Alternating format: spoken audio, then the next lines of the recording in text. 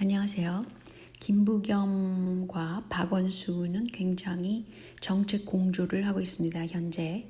그런데 김부겸 의원은 도대체 어떤 사람인가 하면요.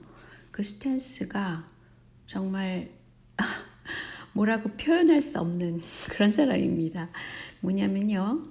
그 낙동강 상류에는 유명한 환경오염 주범으로 오르내리는 영풍그룹이 있고 그 고려 아연이라는 것을 통해서 중금속이 낙동강에 흐르도록 그렇게 돼 있다 그러죠. 근데 이 영풍그룹과 사돈을 맺은 게 김부겸 의원이에요. 근데 이제 딸을 갖다가 줬단 말이죠. 근데 영풍그룹이라는 그룹은 더 웃기는 게 딸이 둘이 있는데 천신일의 아들하고요.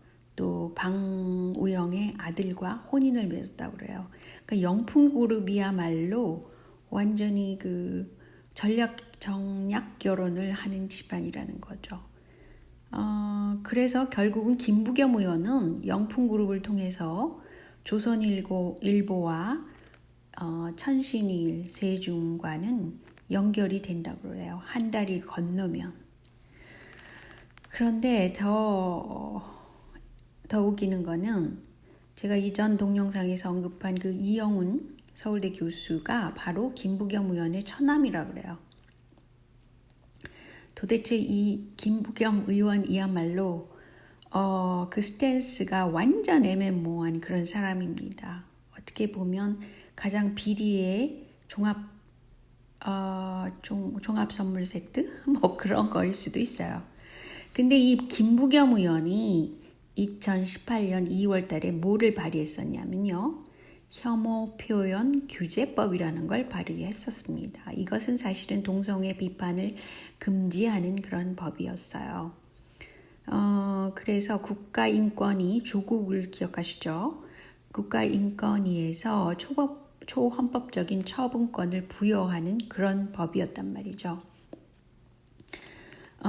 그런데 이 김부겸 의원이 바로 누구를 지지하고 있느냐? 누구를 지지하냐면요. 김부겸 의원은 박원순 시장을 지지하고 있어요. 뭐라 그랬냐면 자신은 그 이재명식 기본소득보다 우선되어야 될 거는 전국민 고용보험이다. 이렇게 얘기를 하면서 서울시장을 밀어주는 겁니다. 그래서 이 고용보험을 통해 가지고 박 시장을 밀어준 거는 더 최근 일이에요. 한 달 전 정도 됐을 것 같은데요. 그래서 현재 이 혐오 표현 규제 법안하고 국가인권위가 그 일부 개정 법률안을 입법하는 경우 어떻게 되겠어요? 한국에서는 그 표현의 자유를 훼손당하게 될 거라는 거죠.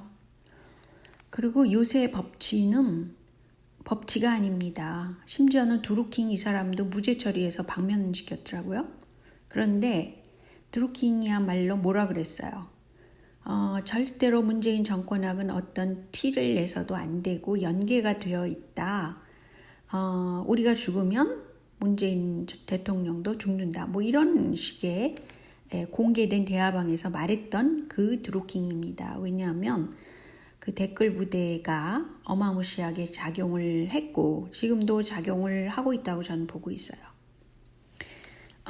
이런 사람을 무죄 처리한 겁니다. 뭐 김경수도 웃기죠. 진짜 너무 웃기는 사건들이 요새는 많습니다. 근데 제일 문제가 되는 게 지금 총선 부정선거잖아요. 근데 중앙선거관리위원회에 그 조혜주라는 사람 이렇게 생겼다 그러네요. 그래서 제가 얼굴은 지금 처음 보는데 청문회 없이 임명된 사람입니다. 그리고 이 사람이 문캠프에 활동을 했었는데도 그때 임명될 당시에 문캠프에 활동한 사실이 없다라고 얘기를 했다고 그럽니다. 그러니까 거짓말까지 한 거죠. 그런데 2020년 3월 달에 대통령이 임명한 그런 중앙선거관리위원회에 위원이 있었다고 그래요. 두 사람이 있는데 정은숙 이 우선 보면은요, 이 사람 법률법인의 수륜 아시아 변호사입니다. 굉장히 중국 냄새가 난다고. 이거는 이 자료는 인간과 자유 이야기의 스콧 이 사람이 유튜버인데 거기서 제가 가져온 거예요. 나중에 제가 정확히 보여드릴게요. 그래서 이렇게 왜 중국 스타일의 법무법인에 있는 사람을 임명했을까? 또 한 사람이 나오는데 이승택이라는 사람이에요. 이 사람도 역시 3월 달에 임명됐는데 대륙아주라는 법무법인의 변호사입니다. 이름이 좀 특이하죠. 왜 대륙적이고 약간 중국 냄새가 많이 난다는 거죠. 그죠? 근데 블록체인으로 국민의 손에서 선거를 가로채려는 선관위에 대해서 지금 스콧이라는 분이 유튜브에서 이거를 올렸습니다. 그 내용을 보면은요. 2022년까지 블록체인 기반의 투표 시스템을 구축한다. 그러면서 아무튼 그런 식으로 K-보팅이라는 것을 막 얘기를 하고 있어요. 근데 처음에는 지금 현재는 학교장 선거나 작은 규모의 선거에 일단 적용할 거라고 그럽니다. 온라인 투표 시스템을. 그러다가 이것이 이제 중앙선거까지 하게 되는 거겠죠. 이런 점차적으로 이런 시스템을 고착시키는 것은 그 의료민영화도 지금 당장 안 되면 막 반발이 일어나니까 비대면 의료 진료를 지금 제1한국인과 연계해서 먼 거리에서 할 수 있도록 지금 시도를 시작했어요.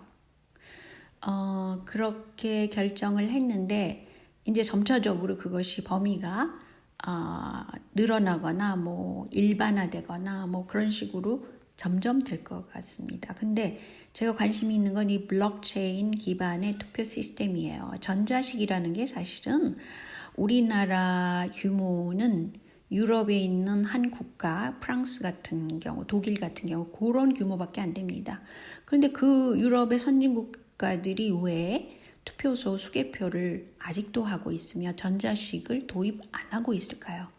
그것을 보면은 현 문재인 정부가 굳이 전자식을 하는 것은 꼼수 전략이 있다는 것이죠.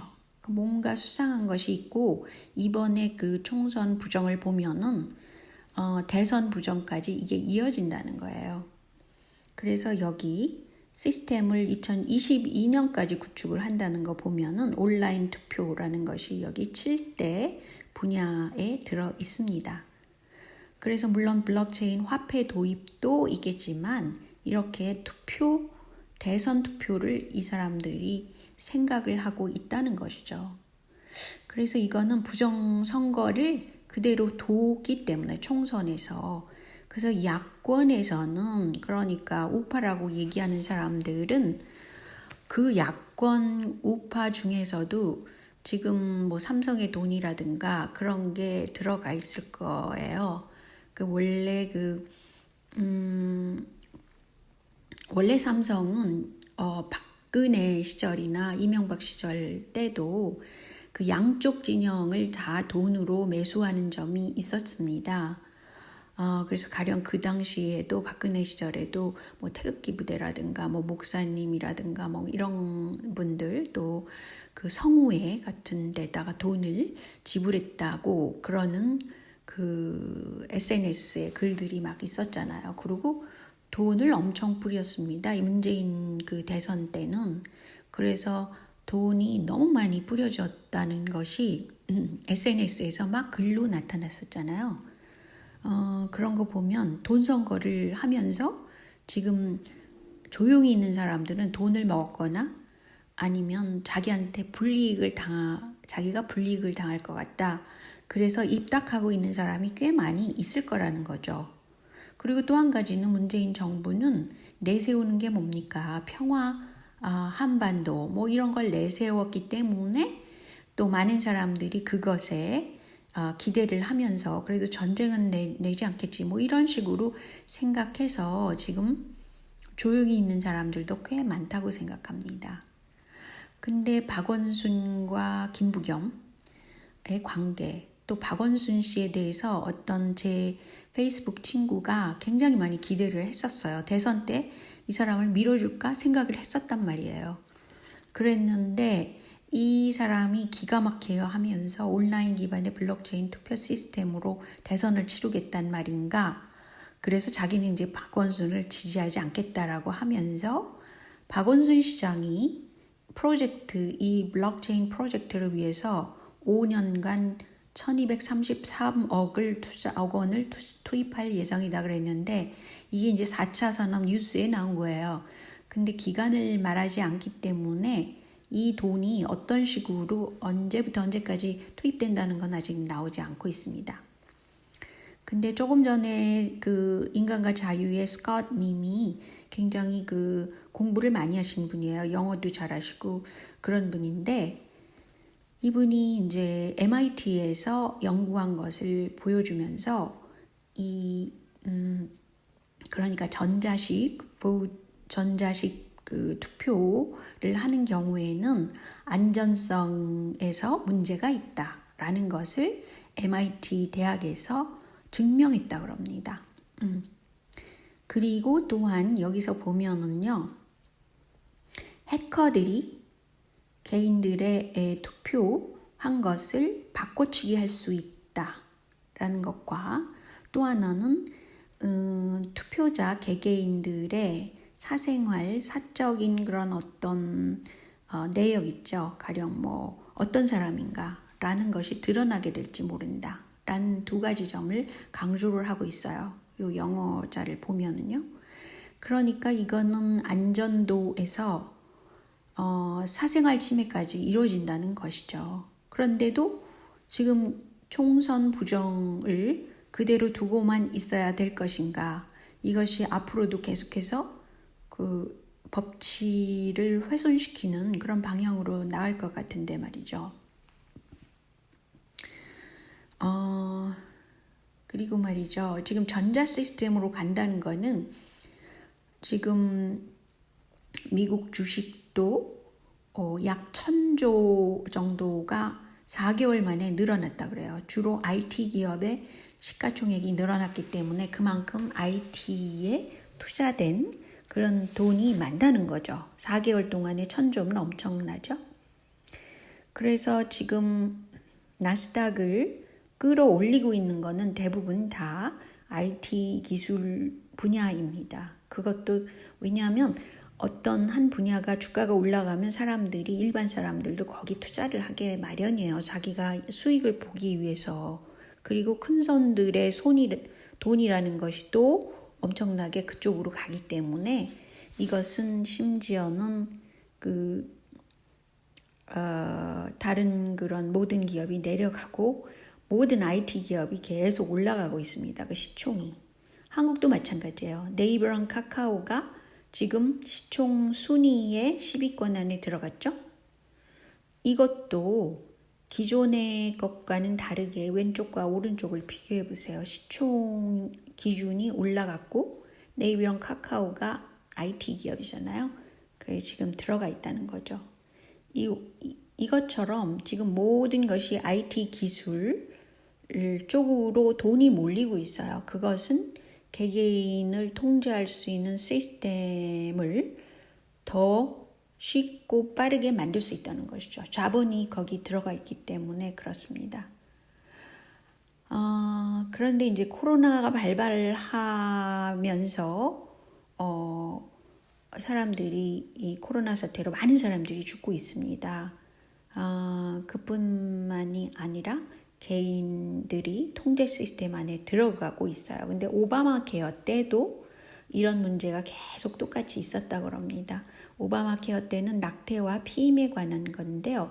이거를 그냥 정부에서 건강보험 비용으로 지불하도록 하는 조항이 포함됐는데 브레진스키라는 분 기억하시죠? 그때 오바마 때 수석 고문관이었다고 그래요. 근데 뭐라 그랬냐면 100만 명을 죽이기가 100만 명을 통제하기보다 더 쉽다. 이런 말을 했다 그럽니다. 좀 끔찍하죠?